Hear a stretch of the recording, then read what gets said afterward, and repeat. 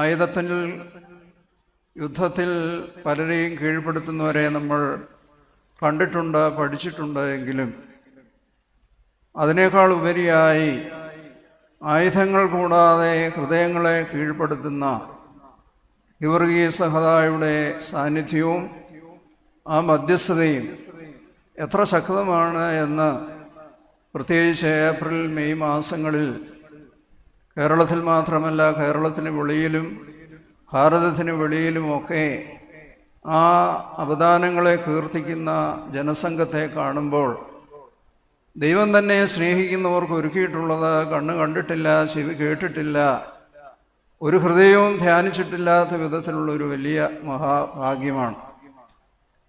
ദൈവത്തിനു വേണ്ടി തൻ്റെ നിയോഗം മനസ്സിലാക്കി എല്ലാ പ്രയാസങ്ങളെയും പ്രതിസന്ധികളെയും അതിജീവിക്കുവാൻ തക്കവണ്ണം ശക്തമായി നിലപാടുകളെടുത്തു.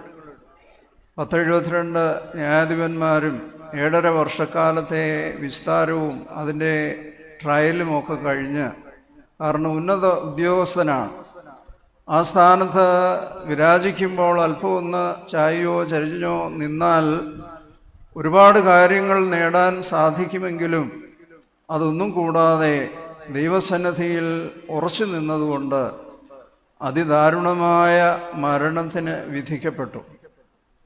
തൻ്റെ ശരീരം ഒരു പഴന്തുണി പോലെ കീറത്തക്കവണ്ണം അത്രയ്ക്ക് ക്രൂരവും കിരാതവുമായൊരു മരണമാണ് ഗീവർഗീസ് സഹദാ വരിച്ചത്. അത് ദൈവത്തിന് പ്രീതികരമാകുമോ എന്ന് ചോദിച്ചാൽ, ചില ആളുകളുടെ അചഞ്ചലമായ വിശ്വാസം, ചില ആളുകളുടെ നിഷ്കളങ്കമായ സ്നേഹം, അത് കാണുമ്പോൾ ദൈവത്തിൻ്റെ സന്നിധിയിൽ വലിയ സന്തോഷം ലഭിക്കുന്ന ഒന്നാണ്.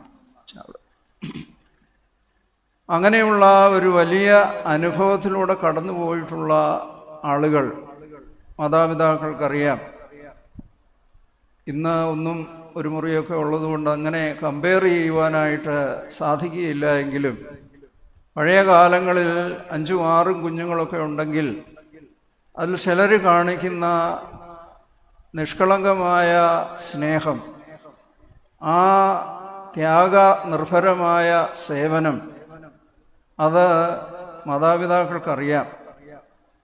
അതുപോലെയാണ് സമകാലിക ജീവിതത്തിലുമൊക്കെ അതുപോലെയുള്ള സ്നേഹങ്ങൾ, ത്യാഗങ്ങൾ അനുഷ്ഠിക്കുന്നവർ ആ സമയത്ത് വലിയ വേദനയൊക്കെ അനുഭവിക്കുന്നത്. പക്ഷെ അതിനുശേഷം അവർ വലിയ സന്തോഷത്തോടെ കഴിയുന്നു എന്നുള്ളത് നാം ഓർക്കേണ്ട ഒരു കാര്യമാണ്. ഇബ്രായ ലേഖനത്തിൽ നമ്മളെ ഓർമ്മപ്പെടുത്തുന്നുണ്ട്, ഈ ലോകത്തിൽ കാണുന്നതല്ല, ദൃശ്യമായതല്ല കാരണം എന്ന് വരുമാറ് ലോകം ദൈവത്തിൻ്റെ വചനത്താൽ സൃഷ്ടിക്കപ്പെട്ടു എന്ന് വിശ്വാസത്താൽ നാം അറിയുന്നു.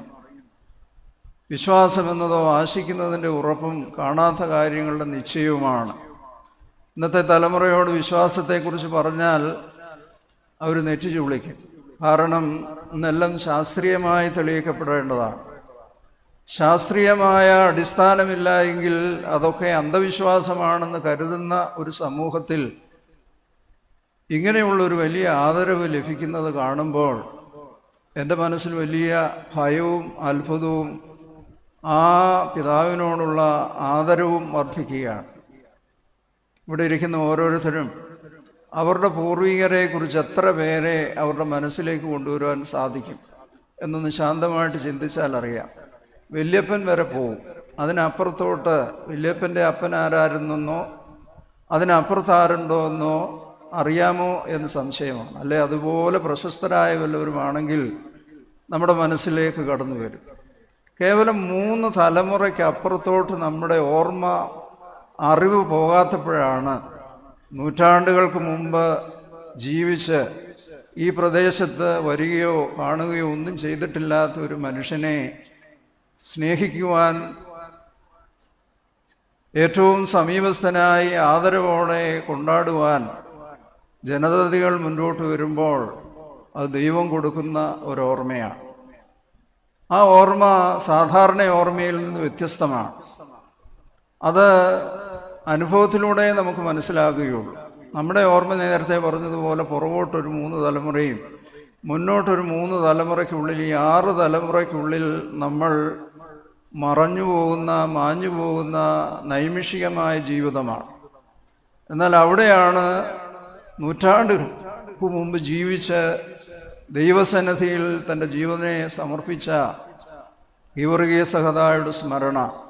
ഇവിടെ ഇരിക്കുന്ന കൊച്ചു കുഞ്ഞുങ്ങളൊക്കെ റാസയ്ക്ക് പോകുമ്പോൾ അവരാരും ഗീവർഗീസ് സഹദായെ കണ്ടിട്ടില്ലെങ്കിലും ഏറ്റവും സമീപസ്ഥനായി ആ ആരാധനയിൽ പങ്കെടുക്കുകയും, അതിന് കാരണം ദൈവം നമ്മുടെ ഹൃദയങ്ങളിൽ ആ ഒരു വലിയ സന്തോഷം പ്രദാനം ചെയ്യുകയാണ്. ഈ ചെറിയവരിൽ ഒരുവന് ഒരു ഗ്ലാസ് പച്ചവെള്ളമെങ്കിലും കൊടുത്താൽ അതിൻ്റെ പ്രതിഫലം നിങ്ങൾക്ക് നഷ്ടമാകുകയില്ല എന്ന് ഓർമ്മപ്പെടുത്തിയതുപോലെ, ജീവിതത്തിൽ ജീവിതം കൊണ്ട്, രക്തം കൊണ്ട് നിന്നെ സാക്ഷീകരിച്ച് ജീവിതത്തിനപ്പുറത്ത് സൗഭാഗ്യത്തിലേക്ക് കടന്നിരിക്കുന്ന ഗീവർഗീസ് സഹദ, ഈ തീവ്രമായ ദുഃഖത്തെക്കുറിച്ചൊന്നും നമ്മുടെ മനസ്സിലേക്കില്ല. നമ്മൾ കാണുന്നത് സുന്ദരനായ ഗീവർഗീസ് സഹദായും അതിലും സുന്ദരനായ ഒരു കുതിരപ്പുറത്തിരിക്കുന്നതാണ് പെട്ടെന്ന് സഹദ എന്ന് വിളിക്കുമ്പോൾ നമ്മുടെ മനസ്സിലേക്ക് വരുന്നത്.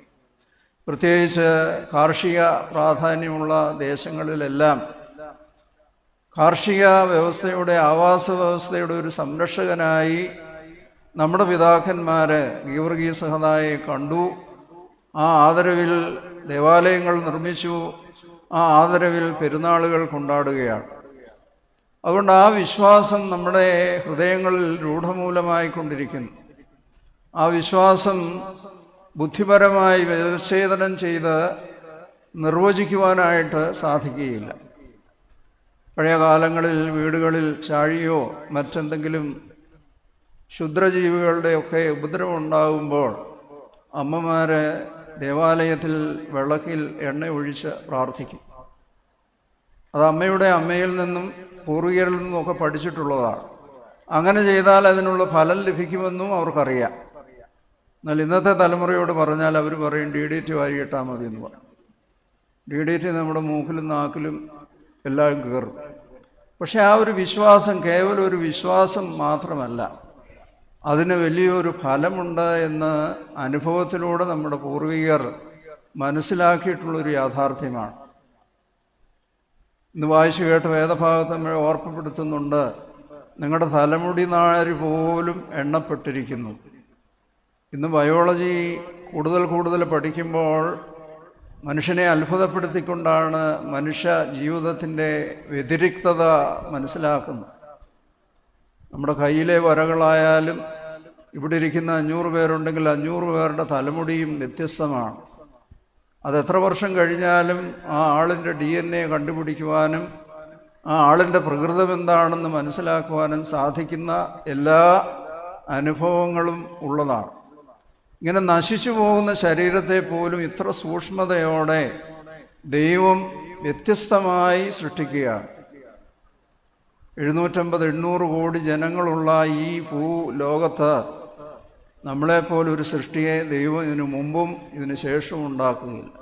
അത്രയ്ക്ക് യുണീക്കാണ്. അതുകൊണ്ടാണ് റേഷൻ കടയിൽ ചെന്ന് കൈവെക്കുമ്പോൾ നമുക്ക് തന്നെ റേഷൻ കിട്ടുന്നത്. അതിന് അവൻ്റെ അനിയനെയോ ചേട്ടനെയോ പെങ്ങളെയോ അയച്ചാൽ കിട്ടുകയില്ല. കാരണം ആരുടെ രേഖയാണോ അവിടെ രേഖപ്പെടുത്തിയിരിക്കുന്നത് അത് കിട്ടും.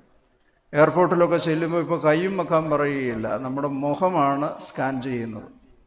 അത്രയ്ക്ക് വ്യത്യസ്തരായിട്ടാണ് ദൈവം നമ്മെ സൃഷ്ടിച്ചിരിക്കുന്നത്. അതുകൊണ്ട് തന്നെ നമുക്ക് ദൈവസന്നിധിയിൽ ഉത്തരവാദിത്വമുണ്ട്. അല്ലാതെ ഈ ആൾക്കൂട്ടത്തിൽ അങ്ങ് പോകാനായിട്ട് ഒക്കുകയില്ല. നമ്മുടെ ഹൃദയവിചാരങ്ങൾ പോലും ദൈവസന്നിധിയിൽ തൂക്കി നോക്കുന്നു.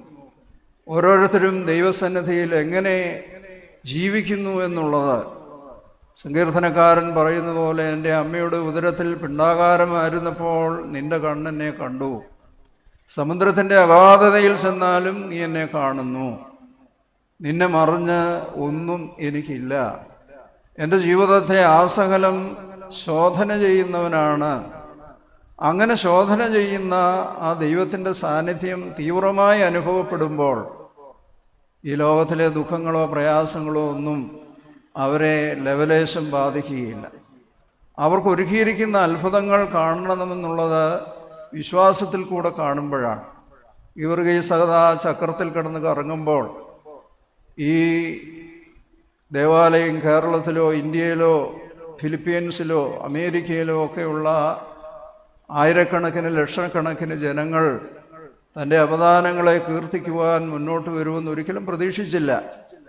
പക്ഷേ ഇന്ന് ലക്ഷക്കണക്കിന് ജനങ്ങൾ ആ വിശ്വാസത്തിൽ സന്തോഷിക്കുന്നു, ആനന്ദിക്കുന്നു, അതിൻ്റെ അനുഭവങ്ങൾ അവർക്ക് ലഭിക്കുന്നു എന്നുള്ളത് തടിച്ചുകൂടുന്ന ജനത്തിൻ്റെ ഡിവോഷനിൽ കൂടെ നമുക്ക് മനസ്സിലാവും. നിർഭാഗ്യവശാൽ ഇപ്പോഴ് നമ്മുടെ പെരുന്നാളുകളെല്ലാം ശബ്ദഘോഷം കൊണ്ടും മറ്റ് താളമേളങ്ങൾ കൊണ്ടും മുഖരിതമാകുമ്പോൾ യഥാർത്ഥത്തിലുള്ള പെരുന്നാളിൻ്റെ അനുഭവം ക്രമേണ നമ്മളിൽ നിന്ന് നഷ്ടപ്പെടുകയാണ്. എങ്ങനെയാണ് ഒരു പെരുന്നാൾ ആഘോഷിക്കേണ്ടത്? നമ്മുടെ ഹൃദയങ്ങളെ തന്നെ കീറി, എങ്ങനെ ഗീവർഗീസഹത ദൈവവിശ്വാസത്തിൽ, ദൈവത്തിൻ്റെ കാര്യത്തിൽ വിശ്വസ്തനായി നിന്നുകൊണ്ട് എല്ലാ പ്രതിസന്ധികളെയും അഭിമുഖീകരിച്ചുവോ അതുപോലെയുള്ള പ്രതിസന്ധികൾ നമ്മുടെ ജീവിതത്തിലും വരുന്നുണ്ട്. അമ്മായിയമ്മയും മരുമക്കളും തമ്മിലുള്ള പ്രയാസങ്ങളുണ്ട്, മക്കളും മാതാപിതാക്കളും തമ്മിലുള്ള പ്രതിസന്ധികളുണ്ട്. ഇവർക്കാർക്കും ഭാഷ മനസ്സിലാകുന്നില്ല. അപ്പൻ പറയുന്ന അമ്മയ്ക്ക് മനസ്സിലാകത്തില്ല, അമ്മ പറയുന്നത് അപ്പന് മനസ്സിലാകുകയില്ല, അപ്പനും അമ്മയും കൂടെ പറയുന്നത് പിള്ളേർക്കും മനസ്സിലാകുകയില്ല. ഭാഷ വ്യത്യസ്തമായിക്കൊണ്ടിരിക്കുകയാണ്, അവരുടെ ആശയങ്ങൾ വ്യത്യസ്തമായിക്കൊണ്ടിരിക്കുകയാണ്, അവർ ചരിക്കുന്ന ചലനങ്ങളും അവരുടെ പ്രപഞ്ചവും വ്യത്യസ്തമായിക്കൊണ്ടിരിക്കുകയാണ്. നമ്മുടെ കുഞ്ഞുങ്ങളുടെ കയ്യിലെല്ലാം മൊബൈലുണ്ട്. അങ്ങനെ വെർച്വൽ ലോകത്തിലേക്ക് അവർ വിരാജിക്കുകയാണ്. യാഥാർത്ഥ്യത്തിലേക്ക് കടന്നു വരുവാൻ സാധിക്കുന്നില്ല. അവിടെയാണ് ഈ പെരുന്നാളിൻ്റെ പ്രസക്തി നമ്മൾ മനസ്സിലാക്കേണ്ടത്. ബാഹ്യമായ ഒരുപാട് ആചാരങ്ങളും അനുഷ്ഠാനങ്ങളും ഒക്കെ നമ്മൾ നടത്തുന്നെങ്കിലും നമ്മുടെ ഹൃദയങ്ങളെ കീറി അനുതാപത്തോടുകൂടി ദൈവസന്നിധിയിൽ വരുവാൻ നമുക്ക് കഴിയണം. ദൈവസന്നിധിയിൽ നമ്മളെ തന്നെ സമർപ്പിക്കുവാൻ കഴിയണം. സന്തോഷത്തോടെ സമാധാനത്തോടെ തിരികെ പോകുവാൻ കഴിയണം. അങ്ങനെ കഴിയുമ്പോഴാണ് ആ പെരുന്നാൾ ദേശത്തിന് അനുഗ്രഹമായി തീരുന്നത്. പ്രാസയ്ക്ക് നമ്മൾ ഈ ദേശത്തെ മുഴുവൻ അനുഗ്രഹിക്കണമേ എന്ന് പറഞ്ഞ് പ്രദക്ഷിണം നടത്തുമ്പോൾ അത് കേവലം പറയുന്ന ഒരു വാക്ക് മാത്രമല്ല. ശാസ്ത്രത്തിൽ ഫിസിക്സൊക്കെ പഠിക്കുന്നവർക്കറിയാം, matter cannot be energy cannot be destroyed or created. അത് നമ്മൾ ഉച്ചരിക്കുന്ന വാക്കുകളിൽ അതവിടെ ഇങ്ങനെ കിടക്കും. അത് അനുഗ്രഹമായി ഈ ദേശത്തിന് പരിണമിക്കും. അതിനെ നഷ്ടപ്പെടുത്തുവാനായിട്ട് ഒക്കുകയില്ല. ഉച്ചരിക്കുന്ന വാക്കുകളും നമ്മൾ കാണുന്ന കാഴ്ചകളും ഒക്കെ യാഥാർത്ഥ്യമാണ്. ആ യാഥാർത്ഥ്യത്തെ തമസ്കരിക്കുവാനായിട്ട് സാധിക്കുകയില്ല. അതുകൊണ്ട് ഈ ലോകത്തിലെ ഇന്നത്തെ പ്രതിസന്ധികൾ ഒരുപാട് നമ്മെ ഭാരപ്പെടുത്തുന്നുണ്ട്. പ്രത്യേകിച്ച് മധ്യപൂർവ്വ ദേശത്തെ യുദ്ധസമാനമായ സാഹചര്യത്തിൽ നമ്മുടെ മക്കളൊക്കെ എന്ത് പ്രയാസത്തിലൂടെയാണ് കടന്നു പോകുന്നതെന്നുള്ളത് അവരെ ഓരോരുത്തരെയും വിളിക്കുമ്പോഴേ നമുക്കറിയൂ.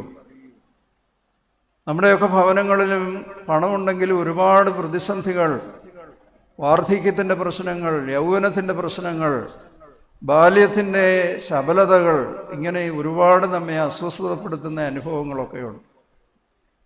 അവിടെ ദൈവസന്നിധിയിൽ വിശ്വസ്തയോടെ നിൽക്കുവാൻ നമുക്ക് കഴിയണം. അങ്ങനെ വിശ്വസ്തയോടെ പ്രവർത്തിക്കുമ്പോൾ അവർക്കുള്ളൊരു വലിയ മാന്യം, അവർക്കുള്ളൊരു ശ്രേഷ്ഠത ദൈവം കൽപ്പിച്ചു കൊടുക്കുന്നതാണ്. അത് നിരന്തരമായ പ്രാർത്ഥനയിലൂടെയാണ് നമുക്ക് ലഭിക്കുന്നത്. പ്രയർ ഈസ് പെയിൻ എന്ന് വിശുദ്ധന്മാർ പറഞ്ഞിട്ടുണ്ട്. നമ്മളിപ്പോൾ പ്രാർത്ഥനയൊക്കെ ചൊല്ലുന്നത് വളരെ നിർവികാരതയോടുകൂടിയാണ്. എന്നാൽ യഥാർത്ഥത്തിൽ നമ്മൾ പ്രാർത്ഥിക്കുമ്പോൾ ഉള്ളം നൊന്ത് കലങ്ങി ലാസറിൻ്റെ കല്ലറയ്ക്കലേക്ക് വരുമ്പോൾ നമ്മുടെ കർത്താവിനറിയാൻ ലാസറിനെ ഉറപ്പിക്കാൻ പോവുകയാണ്. ശിഷ്യന്മാരോടെ പറഞ്ഞു, അവൻ മരിച്ചു, ഞാൻ അവിടെ ഇല്ലാത്തതിൽ നിങ്ങളെ ഓർത്ത് ഞാൻ സന്തോഷിക്കുന്നു, കാരണം അത്ഭുതം പ്രവർത്തിക്കാൻ പോവുകയാണ്. പക്ഷേ ആ പോകുന്ന പോക്കിൽ കർത്താവിൻ്റെ മനോഭാവം, അവൻ ഉള്ളം നൊന്ത് കലങ്ങി അവനെ വെച്ചതെവിടെ എന്ന് ചോദിച്ചു. നമ്മളൊക്കെ ആയിരുന്നെങ്കിൽ ഇനി സംഭവിക്കാൻ പോകുന്ന എല്ലാവരെയും ക്യാമറക്കാരെയും ഒക്കെ അടുപ്പിച്ച് നിർത്തി ആ സംഭവത്തെ എങ്ങനെ അഭ്രപാളിയിൽ ഒതുക്കാമെന്നായിരിക്കും അന്വേഷിക്കുന്നത്. എന്നാൽ ആ കൃത്യം പോലും നിർവഹിക്കുവാൻ തീവ്രമായ വേദനയോടുകൂടി പോകുന്നു. പ്രാർത്ഥന അങ്ങനെയാണ്. കണ്ണുനീരില്ലാതെ പ്രാർത്ഥനയ്ക്ക് ബലമില്ല. കണ്ണുനീരോടുകൂടി പ്രയർ ഈസ് പെയിൻ എന്ന് പറയുന്നത് പോലെ ആ വേദനയാണ് നമ്മുടെ തലമുറയെ അനുഗ്രഹിക്കുന്നത്. ഞാൻ നേരത്തെ സൂചിപ്പിച്ചതുപോലെ ദൈവം നമ്മളെല്ലാം വ്യത്യസ്തരായിട്ട് സൃഷ്ടിക്കുന്നെങ്കിലും ഈ തലമുറയിലൂടെ, നമ്മുടെ തലമുറയിലൂടെ മാതാപിതാക്കളുടെ പൂർവ്വതലമുറയുടെ അനുഗ്രഹങ്ങൾ ഇങ്ങനെ ഒഴുകിപ്പോവുകയാണ്. അത് ചിലര് കൂടുതൽ കൂടുതൽ ദൈവാനുഗ്രഹമുള്ളവരായി തീരുമ്പോൾ അവരുടെ തലമുറ അനുഗ്രഹിക്കപ്പെടും. പ്രത്യക്ഷത്തിൽ അത് പ്രയാസമുള്ളതായി തീരുന്നുവെങ്കിലും നമ്മുടെ കർത്താവിൻ്റെ ക്രൂശാരോഹണ സമയത്ത് കർത്താവിനെ കുരിശിക്കുവാനായിട്ട് കൊണ്ടുപോകുമ്പോൾ കുറേനക്കാരനായ ശീമോൻ വയലിലെ ജോലിയൊക്കെ കഴിഞ്ഞ് ക്ഷീണിതനായിട്ട് വരികയാണ്.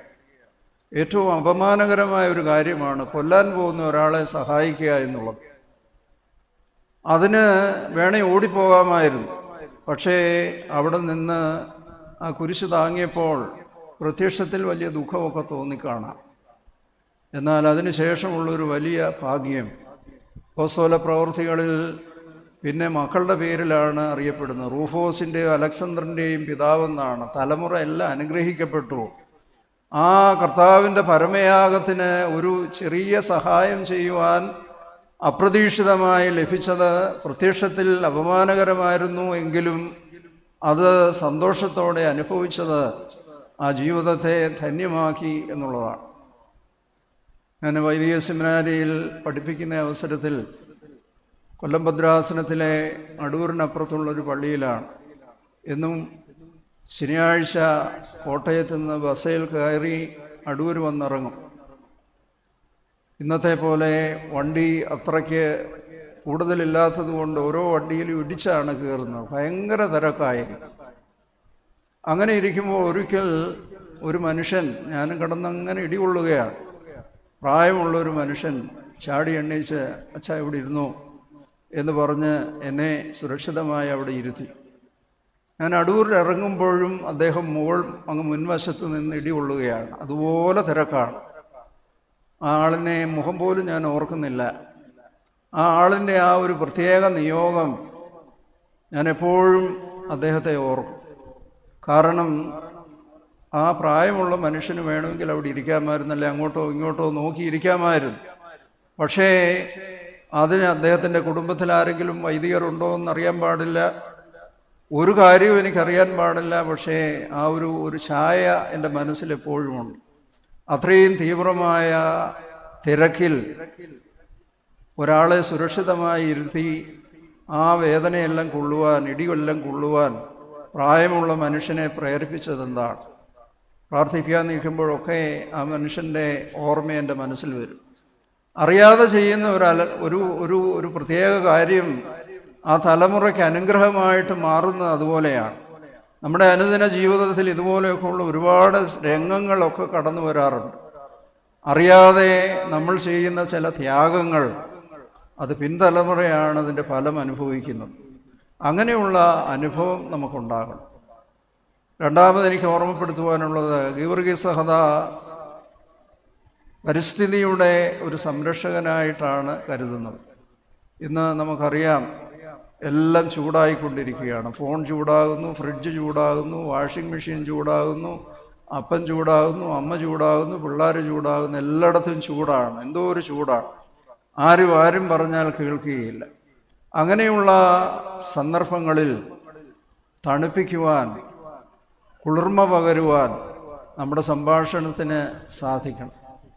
ഈ പ്രകൃതിയെ കാര്യമായി പരിഗണിക്കുവാൻ നമുക്ക് കഴിയണം. മരമെല്ലാം വെട്ടി ടൈൽസൊക്കെ ഇട്ട് എല്ലാ മുറിയിലും 1-2 AC ഫിറ്റ് ചെയ്താൽ സുഖമായി ജീവിക്കാമെന്നാണ് നമ്മുടെയൊക്കെ കരുതൽ. എന്നാൽ ഈ AC നിന്ന് പോകുന്ന നൈട്രജനും ഒക്കെ ഈ അന്തരീക്ഷത്തെ വീണ്ടും കൂടുതൽ മലീമസവും കൂടുതൽ ചൂടുള്ളതാക്കി തീർക്കുന്നു എന്നുള്ളത് ഒരുപാട് കഴിഞ്ഞേ നമ്മൾ മനസ്സിലാക്കുകയുള്ളൂ.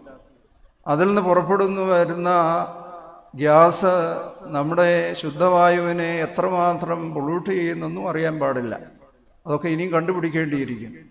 എന്നാൽ പ്രകൃതിയോട് ചേർന്ന് താതാത്മ്യം പ്രാപിച്ച് ഒരു മരമെങ്കിലും ജീവിതത്തിൽ വെക്കുവാൻ സാധിക്കുക, അതിന് വളർന്നു വരുന്നത് കാണുമ്പോൾ അതിലുള്ളൊരു സന്തോഷം.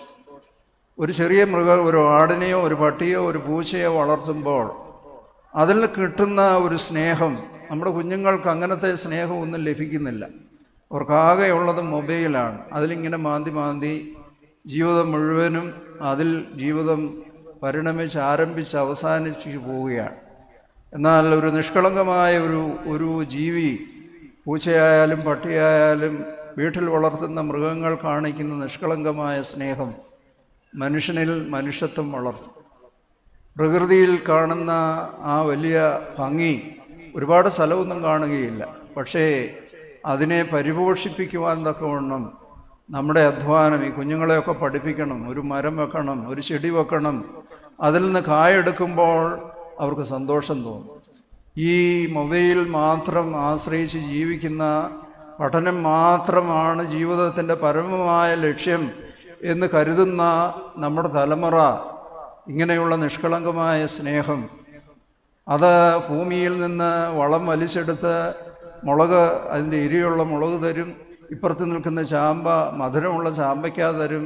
ഇതെല്ലാം ഈ പ്രകൃതിയിൽ സുലഭമായി ദൈവം സൃഷ്ടിച്ചിട്ടുള്ളതാണ്. നമുക്കറിയാം, പട്ടി ഒരു ഹോസ്പിറ്റലും തുടങ്ങിയിട്ടില്ല. അതിന് അസുഖം വന്നാൽ പ്രകൃതിയിലേക്ക് പോയി അതിന് വേണ്ടതായ ഔഷധമുള്ള ചെടികൾ അത് തന്നെ ഭക്ഷിച്ച് 1-2 ദിവസം ശാന്തമായിട്ടിരിക്കുമ്പോൾ അതിൻ്റെ അസുഖം മാറും.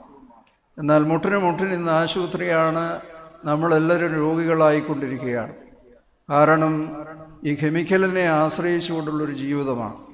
അതുകൊണ്ട് അതില്ലാതെ നമുക്ക് ജീവിക്കാൻ വയ്യാത്തൊരു കാലാവസ്ഥയാണ്.